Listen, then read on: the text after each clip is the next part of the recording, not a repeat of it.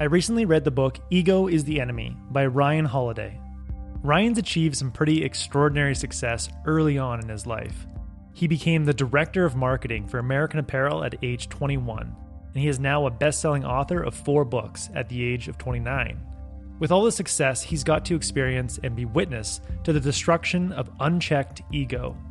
Ryan sees ego as such a threat to his long-term success that he's put a constant reminder on his arm, a tattoo that reads, "Ego is the enemy." So what exactly is ego and why is it such a bad thing? Ryan defines ego as an unhealthy belief in our own importance. Ego takes a concern of self-image and turns it into an obsession. It takes confidence and turns it into arrogance. Hall of Fame basketball coach Pat Riley calls it the disease of me.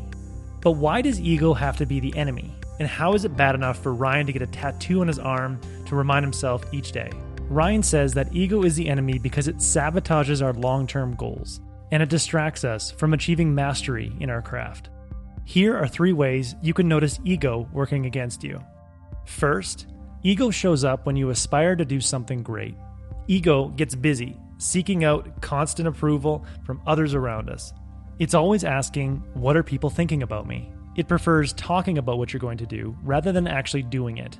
In the book, Ryan details the story of author Emily Gould's battle with the ego. As she tried to write her book, she found herself constantly updating her social media pages and her blog. She says, "I tumbled, I tweeted, and I scrolled. This didn't earn me any money, but it felt like work." She did everything but focus on the work. The thought of going silent and doing the work that she would later be proud of was scary. For an entire year, she made little to no progress on her book, as her ego stayed overly concerned of what her Twitter followers might be thinking. The second way ego shows up in our lives is when we experience noteworthy success. After achieving something great that impresses people, like launching a successful business or winning a sports championship, our ego leads us to believe that all future endeavors are likely to be a success. Instead of remaining focused and building upon our previous success, we have the tendency to become overconfident in our abilities and take on too much. In the book, Ryan details the story of Howard Hughes. At age 18, Howard Hughes made a bold decision and decided to buy out his relatives and own 100% of his family's oil drill bit company, the Hughes Tool Company. It turned out to be a brilliant move, a huge success. The company grew from a $1 million business into a $1 billion business.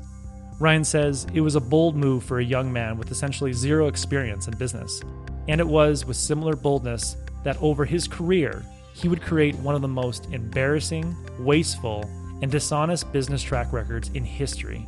That huge initial success led Hughes to believe that he could succeed in almost any business. He went into aviation, film, and stock trading. Although Howard Hughes would be known as an early pioneer, he ultimately squandered most of his wealth over a lifetime.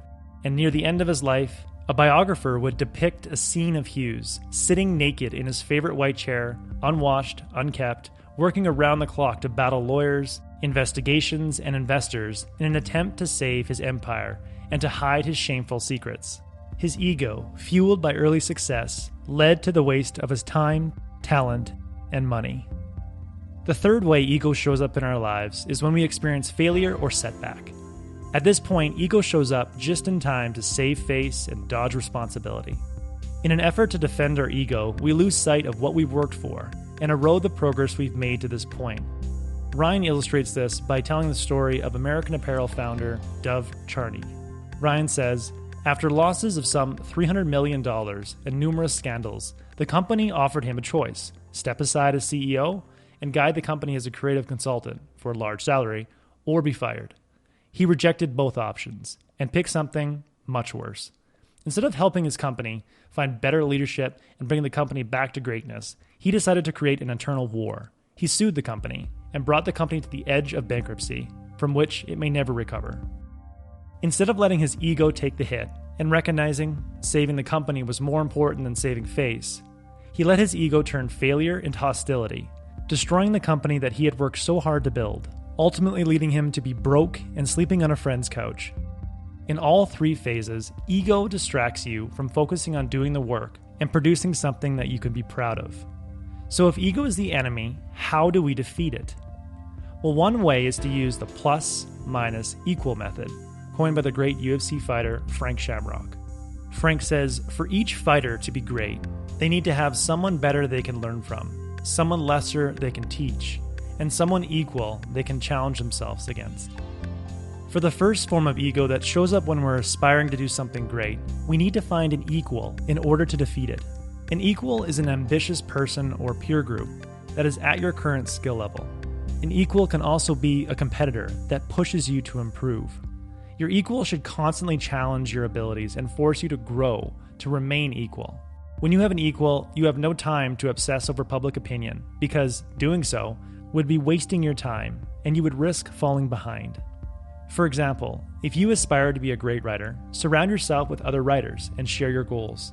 Read each other's publications and push one another to constantly improve. The second form of ego that shows up whenever we succeed needs a plus to be defeated. When ego starts generating stories of our greatness, we quickly need a dose of humility in order to remain focused on our ultimate goal. Humility comes from remembering that there is always someone better than us and always something bigger than us. Your plus could be a mentor who has achieved much, much more than you have. Someone whose accomplishments make your success seem rather small. Another way to experience a plus in your life is to reflect on the immensity of the world around you. This can mean going for a drive in the mountains or walking along the ocean shoreline to realize how small you really are. Reflecting on something or someone bigger than yourself is necessary to quiet the ego and avoid getting caught up in your personal story of greatness, preventing you from taking on too much and being careless with your time and resources. To combat the third form of ego that shows up when we fail, we need a minus. A minus requires that you teach what you have learned. Having a minus forces you to look objectively at your failures and gather lessons learned to pass down.